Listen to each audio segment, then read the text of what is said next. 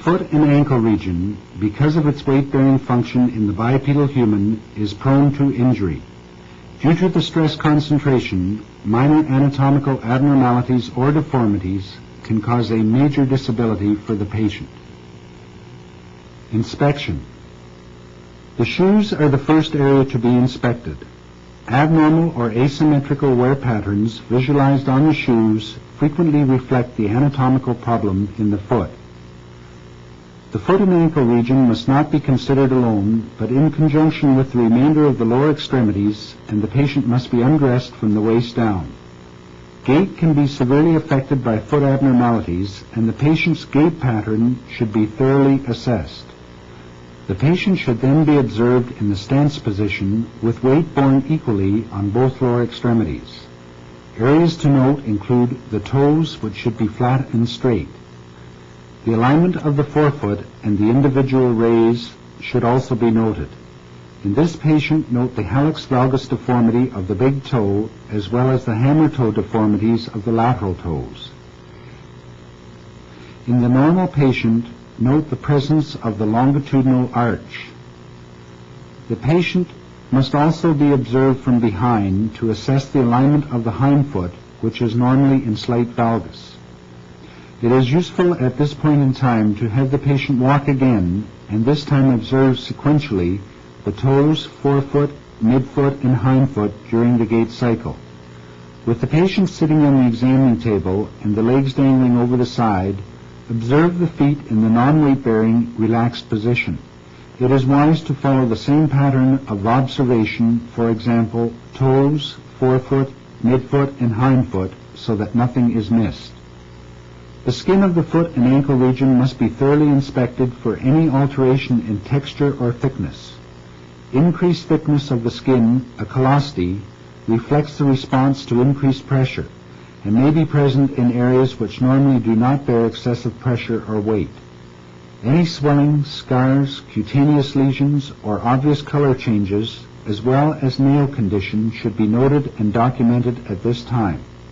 It is essential to inspect the skin between the toes, and this obviously will involve passively separating the toes in order to do so. Palpation. The patient should be sitting on the examining table with the legs dangling over the edge, and the examiner should sit on a stool, facing the patient so that the feet are placed at a comfortable level. The examiner now begins to palpate the foot, always comparing one foot to the patient's other foot. In order to accurately localize problems in the foot, the bony landmarks must be identified, and it is essential to progress in a methodical, systematic fashion. As well, the examiner must be cognizant of the areas of tenderness or deformity detected both while palpating the bony landmarks and subsequently the soft tissue landmarks. Bony landmarks. The bony landmarks palpable on the medial aspect of the foot include the following: first metatarsal head, navicular tubercle, head of the talus, medial malleolus, and sustentaculum tali. The examiner should initially stabilize the hindfoot by cupping the calcaneus and with the other hand palpate the bony landmarks. Beginning on the medial aspect of the forefoot, the first metatarsal head and first metatarsal phalangeal joint are identified. The first metatarsal can be followed proximally to its flare at the base, which signifies the region of the first metatarsal cuneiform joint. Moving proximally along the same line, the tubercle of the navicular bone is palpated. Immediately proximal to the navicular tubercle, the head of the talus can be palpated, and this can be accentuated by everting the forefoot. The medial malleolus is then localized and serves as an important landmark. Moving directly downwards towards the sole of the foot, about 1.5 centimeters from the tip of the medial malleolus, the sustentaculum tali can be palpated. On the dorsum of the foot, each toe and metatarsal is palpated in order to detect any tenderness or deformity. More proximally, the mid-tarsal region is palpated. Attention should then be turned to the lateral aspect of the foot while continuing to stabilize the hindfoot. Lateral bony landmarks include the fifth metatarsal head, cuboid, calcaneus, and perineal tubercle, and the lateral malleolus. Palpate the head of the fifth metatarsal and localize the fifth metatarsal phalangeal joint. The fifth metatarsal is followed proximally to its flare, and the depression just proximal to this localizes the cuboid region. More proximally, the lateral border of the calcaneus is readily palpable, and approximately in the middle of the field is the perineal tubercle, which separates the peroneus brevis and the peroneus longus tendons as they course along the lateral border of the calcaneus. The lateral malleolus, or distal end of the fibula, is then identified. The examiner should note that it extends farther distally than the medial malleolus and is also located more posteriorly than the medial malleolus. While the thumb is pressing anterior to the lateral malleolus, plantar flex the foot and the anterolateral aspect of the talar dome becomes palpable. Plantar surface or sole. At this point, it is advantageous for the patient to lie down so that the lower leg and foot can be relaxed and supported by the examining table. Beginning at the forefoot, the metatarsal heads are palpated in turn. They are palpated with the thumb while the dorsal aspect is stabilized with the index finger. Under the first metatarsal head, you may be able to feel the two sesamoid bones. Posteriorly, on the infromedial border of the calcaneus, the region of the medial tubercle should be palpated. Because of the thick heel pad, the actual bony prominence may not be palpable, but tenderness elicited in this region is indicative of plantar fasciitis or the so-called heel spur. Soft tissues. Likewise, proceed to palpate the soft tissues in a systematic fashion. In the forefoot, beginning in the region of the first metatarsal head, the bursa over the medial aspect of the first metatarsal is palpated. Callosities under the metatarsal heads may be identified, and tenderness between the metatarsal heads indicates the possibility of perineural fibrosis, often called a Morton's neuroma.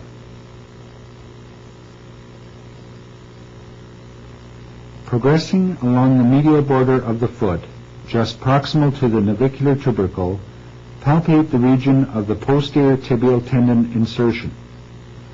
Posterior to the medial malleolus, the examiner can identify the posterior tibial tendon, which can be accentuated by having the patient plantar flex and invert the foot. Dorsum of foot. The soft tissues which can be palpated dorsally include the tibialis anterior tendon and the tendons of the extensor hallucis longus and extensor digitorum longus. The tibialis anterior tendon can be highlighted by having the patient dorsiflex and invert the foot. The extensor hallucis longus and extensor digitorum longus tendons are easily found by asking the patient to dorsiflex the big toe and subsequently the lateral toes. Beginning distally on the lateral border of the foot, examine for thickening over the lateral aspect of the fifth metatarsal head. Thickening or swelling in this region may be due to a callosity or to bursal inflammation. Proximally, at the level of the lateral malleolus, the actual bands of the lateral ligament complex of the ankle cannot be individually identified. Therefore, their approximate position should be palpated and any tenderness or thickening noted. These three bands are from anterior to posterior, the anterior talofibular ligament, the calcaneofibular ligament, and the posterior talofibular ligament. The peroneus longus and brevis tendons can be accentuated and localized by having the patient plantar flex and evert the foot. Posteriorly, the examiner can palpate the Achilles tendon, which can be highlighted by having the patient plantar flex the foot against resistance, for example, the examiner's knee. Carefully palpate the tendon in the lower third of the leg to its insertion on the posterior aspect of the calcaneus, noting specifically tenderness, swelling, thickening, or interruption of continuity. The Achilles tendon actually attaches inferiorly on the posterior aspect of the calcaneus. Between the posterior aspect of the calcaneus and the free, unattached portion of the Achilles tendon is the retrocalcaneal bursa, and this region is palpated by pinching the soft tissue directly anterior to the Achilles tendon. Thickening or tenderness to palpation posterior to the Achilles tendon suggests an inflammatory condition of the calcaneal bursa. Ankle joint. The location of the ankle joint, the tibio-talar joint, can be approximated by following the anterior border of the medial malleolus upwards to its junction with the tibia. Proceed horizontally towards the anterior border of the lateral malleolus, and this line localizes the level of the ankle joint. Tenderness to palpation of this region suggests inflammation, and fluctuation may suggest either fluid or synovial thickening within the ankle joint. Lastly, the soft tissues of the plantar surface of the foot should be palpated, and again this is best performed with the patient lying down. The regions between the metatarsal heads must be palpated. Posteriorly, the medial tubercle of the calcaneus should be located, and the sole of the foot palpated in the region of the plantar fascia, looking for areas of tenderness, swelling, or deformity. Range of motion. The examiner must check both active and passive range of motion. Unlike the hip, which involves a single joint, the foot and ankle complex comprises many joints, and the examiner must be able to carefully assess the motion of the various joints individually.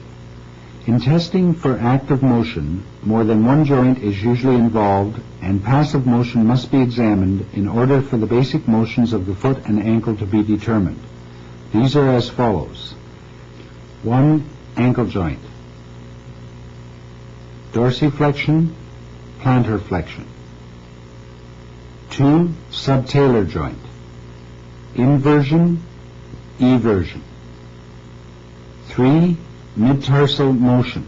Forefoot adduction, forefoot abduction. Forefoot dorsiflexion, forefoot plantar flexion.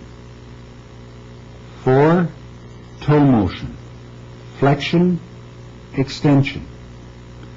It is difficult, if not impossible, for the patient themselves to isolate these above motions, and in observing active motion, several joints may come into play. The examiner can assess a specific joint or joints more accurately by testing passive motion. Ankle motion. The patient should sit on the examining table with the legs dangling over the edge. This relaxes the gastrocnemius soleus complex, which can inhibit dorsiflexion at the ankle. Grasp the calcaneus with one hand and forcibly invert the foot to eliminate forefoot motion. Passively dorsiflex and plantar flex from the neutral position, which is at 90 degrees, to the tibia, and record the ranges observed. In the normal, 20 degrees of dorsiflexion and 50 degrees of plantar flexion are noted, but always compare with the opposite extremity.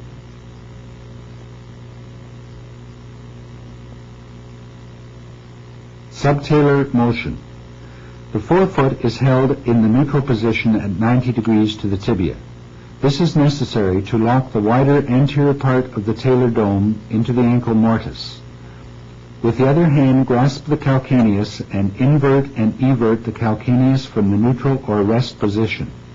There is approximately 10 to 15 degrees of inversion and 0 to 5 degrees of eversion at the subtalar joint, although the range is variable in normal individuals.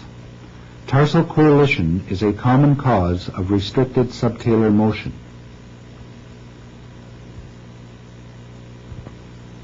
Mid-tarsal motion. Abduction and adduction of the forefoot take place at the mid-tarsal joint.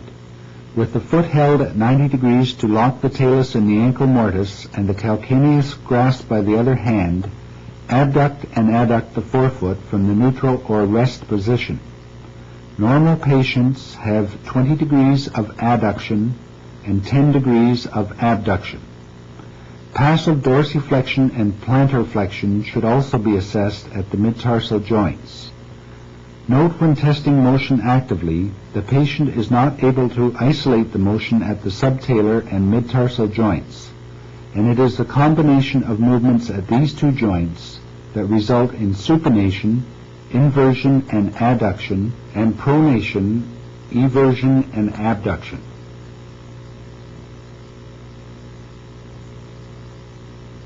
Toes. The first metatarsophalangeal joint motion is extremely important in the toe-off phase of the gait cycle, and 35 to 40 degrees of pain-free passive extension are required.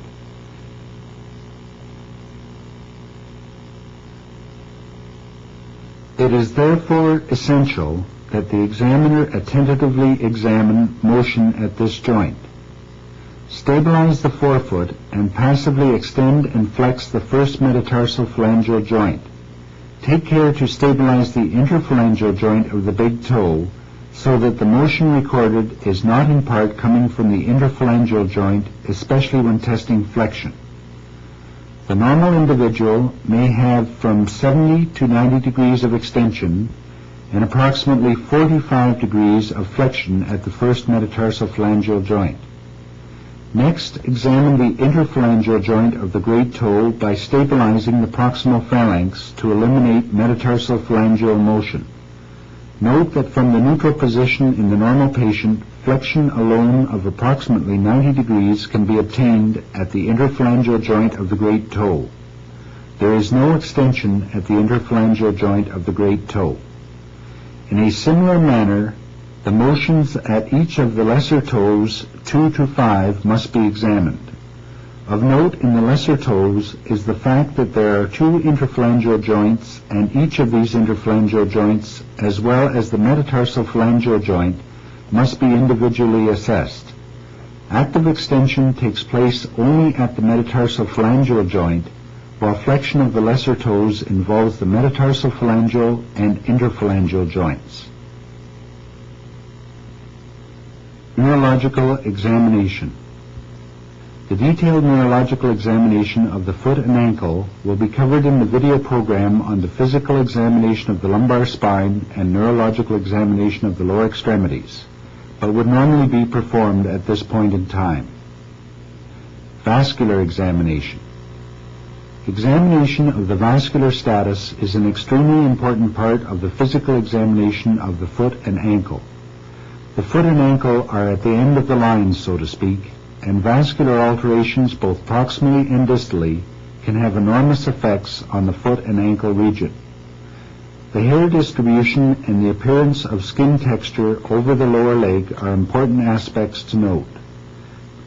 The appearance of varicosities in the lower extremity, as well as stasis dermatitis or stasis ulcers, are also noted. With the patient lying in a relaxed position, the capillary filling can be assessed by squeezing the nail bed and recording the time for blanching to disappear. The pulses are then palpated and compared to the opposite extremity. The posterior tibial artery is located behind the medial malleolus between the tendons of the flexor digitorum longus and the flexor hallucis longus. This artery provides the main blood supply to the foot. It is most easily palpable when the accompanying tendons are relaxed, and thus the patient should be in the supine position with the whole lower extremity supported by the examining table. The anterior tibial artery, or dorsalis pedis artery, is located between the tendons of the extensor hallucis longus and the extensor digitorum longus. These tendons have been located previously during the examination. It is the dorsalis pedis artery that is most easily palpable about 2 inches below the ankle joint. If on the basis of the vascular examination insufficiency is suspected, The quality of the pulses should be reassessed after the patient has been exercised. Special tests. Ankle instability. Ankle sprains are a common everyday occurrence, both during athletic endeavors as well as occurring in general everyday activities. Inversion injuries are more common, hence injuries to the lateral ligament complex are seen more frequently than are injuries to the medial deltoid ligament. Swelling, ecchymosis, or tenderness, if detected earlier in the examination, will make the examiner aware of the possibility of a lateral ligament complex injury. The examiner must try to assess the degree of injury and determine if any instability of the ankle joint is present. In a complete tear of the anterior talofibular ligament, the restraint preventing forward sliding of the talus in the ankle mortise is lost. With the patient sitting on the examining table, the hind foot is grasped by the examiner's cupped hand, while the opposite hand grasps the lower end of the tibia just above the malleoli. Anterior pull of the hind foot is applied at the same time as posterior push on the lower tibia. Excessive anterior motion of the hind foot as compared to the opposite extremity denotes anterior instability. The examiner may appreciate a clunk as the talus subluxes forward out of the ankle mortise.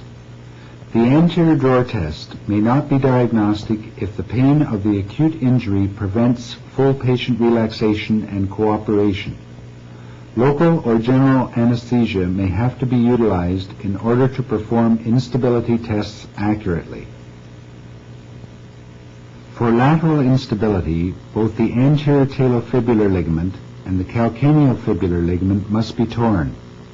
This injury will allow the talus to tilt in the ankle mortise. When testing for lateral instability, the ankle should be allowed to plantar flex to approximately 30 degrees. The junction of the mid and hind foot are grasped in the examiner's hand and an inversion stress applied. Carefully palpating laterally, the examiner may appreciate gaping of the lateral soft tissues as well as tilting of the talus. Since talar tilt may be found in the normal subject without a previous injury to the ankle, it is absolutely essential to compare the opposite normal extremity.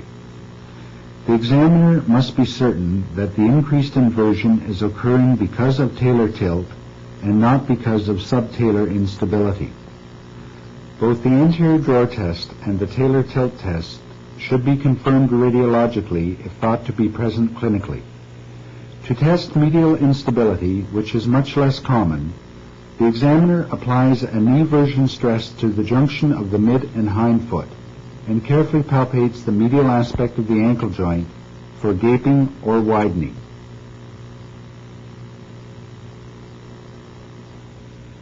Achilles tendon rupture. With any injury involving the lower leg, the integrity of the Achilles tendon must be ascertained.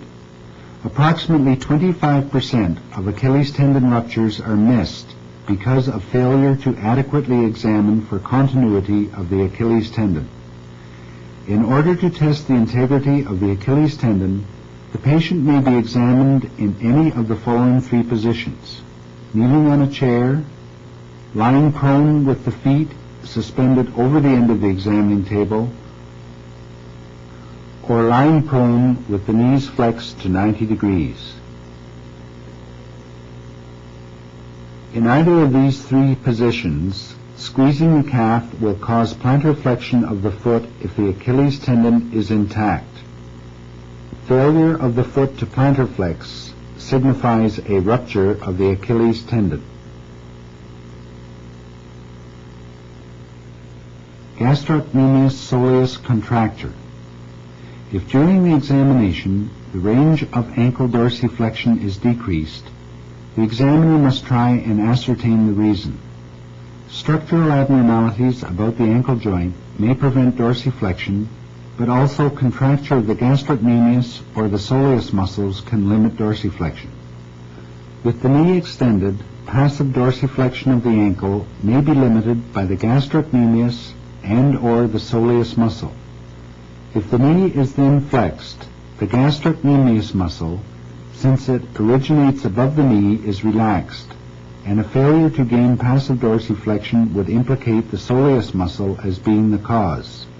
Conversely, if dorsiflexion is achieved with the knee bent, but not with the knee straight, then a contracture of the gastrocnemius muscle is the cause. Hohmann's sign. Hohmann's sign is a test for deep vein thrombophlebitis. The patient lies supine with the leg extended and the foot and ankle are forcibly dorsiflexed. Pain elicited in the calf region in response to this test indicates a positive Hohmann's sign. This sign is certainly not pathognomonic and must be correlated with other physical findings suggestive of deep vein thrombosis. In summary, the foot and ankle region have been examined in detail. You are reminded, however, that the examination of the foot and ankle is not complete without the corresponding examination of the lumbar spine, hip, and knee.